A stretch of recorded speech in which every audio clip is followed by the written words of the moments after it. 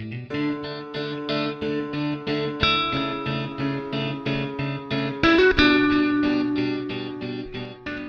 मैं आज की क्लास आपको थोड़ा सा आगे ले चलूं 2 मिनट के लिए। मुझे एक बात याद आती है, अक्सर करके लोगों का अप्रोच, लोगों का नज़रिया, लोगों का नज़रिया आपकी पढ़ाई को प्रभावित कर सकता है।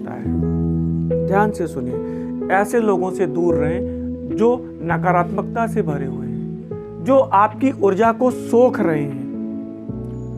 पढ़ाई को बोझ समझ के ना करें। कई बार मैंने कहा है, enjoy the work you do.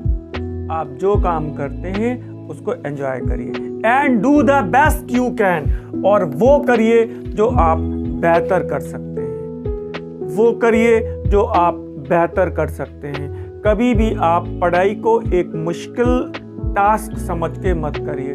सबसे बड़ी बात है, डोंट वर्क हार्ड। मैं कहता हूं, बहुत मेहनत करके पढ़ने की जरूरत नहीं है, एंजॉय करके पढ़िए, ये पढ़ाई बहुत आसान हो जाएगी। And do the best you can. एक सिटिंग में 2 से ढाई घंटे पढ़िए, मैक्सिमम 5 से 6 घंटे बैठने की जरूरत नहीं है। 5 से 6 घंटे आपको अगर पढ़ना है तो मैं आपको बता रहा हूँ 2, सवा 2, ढाई घंटे की 1, 2, 3 सिटिंग, 3 अलग अलग पार्ट में डिवाइड करिए।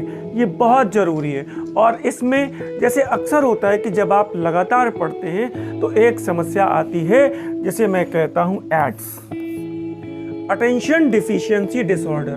तब आप चीज़ों पर, कॉन्सेप्ट्स पर, तथ्यों पर, सूचनाओं पर ध्यान नहीं देते, केवल पढ़ते हैं सरसरी निगाह से। ये बहुत खतरनाक स्थिति है। तो सरसरी निगाह से पढ़ना हो, औपचारिकता के लिए पढ़ना हो, कोई उपन्यास तो हम लोग पढ़ नहीं रहे हैं, तो बेहतर है कम पढ़िए लेकिन सार्थक पढ़िए।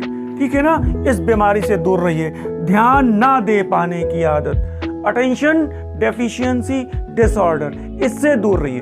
और इसके पहले मैं आगे जाऊं, एक छोटी सी कहानी बताता हूं, आपको ऊर्जा से भर देगी।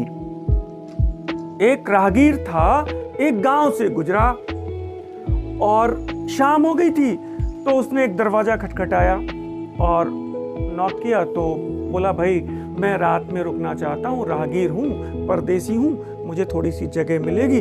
तो गांव वालों ने उस व्यक्ति को, उस राहगीर को रुकाया, अपने यहाँ ठहराया, उसे बढ़िया से खिलाया पिलाया, उसका खूब सत्कार किया और उसे अगले दिन विदा कर दिया। ठीक है, कोई बात नहीं।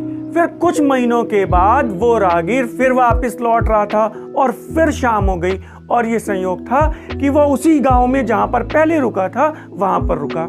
उसने एक दरवाजा खटखटाया, शाम हो चुकी थी, दरवाजा नहीं खुला। दूसरा दरवाजा खटखटाया, इस तरह उसने कई दरवाजे खटखटाए लेकिन दरवाजा नहीं खुला। और फिर अंत में एक दरवाजा खुला। लोग डरे हुए, सहमे हुए, सन्नाटा, अंदर आओ, जल्दी अंदर आओ। दरवाजा बंद। क्या हो गया भाई? बोले, नहीं, गांव में एक बहुत बड़ा सा राक्षस आ गया है, पूरे गांव में हमारे पशुओं को खा जाता है, हमको परेशान करके रख दिया है, हमारी फसलों को नुकसान पहुंचाता है, इसलिए अब कोई यहाँ पर बाहर नहीं निकलता, हमारे जानवरों को खा गया है, हमारे बच्चों को डर है। तो राहगीर ने कहा कि तुम लोग उस राक्षस को मारते क्यों नहीं? गांव वाले बोले, अरे भाई, उसको मारे कैसे, उस राक्षस को मारे कैसे? देख रहे हैं, आधा शरीर बनाया है मैंने अभी केवल, बहुत बड़ा है वो, तो बहुत बड़ा है, उसको कैसे मारे? राहगीर ने कहा, वो बहुत बड़ा है इसीलिए मारे। क्यों? क्योंकि अगर तुम सब लोग इकट्ठा होकर बहुत दूर से भी उसको एक पत्थर मारोगे तो वो पत्थर बिना निशाना लगाए कहीं ना कहीं उसको हिट जरूर करेगा। जो ये इतना बड़ा है ना, यही उसकी सबसे बड़ी कमजोरी है। देखिए, अप्रोच काउंट्स। और अगले दिन गांव वालों ने मिलकर उस राक्षस को मार दिया।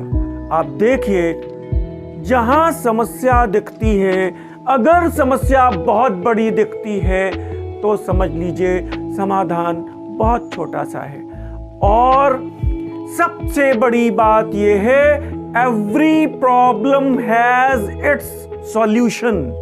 हर प्रॉब्लम का एक समाधान है। दुनिया में ऐसी कोई समस्या नहीं है जिसका समाधान ना हो। तो अगले प्रश्न पर आइए।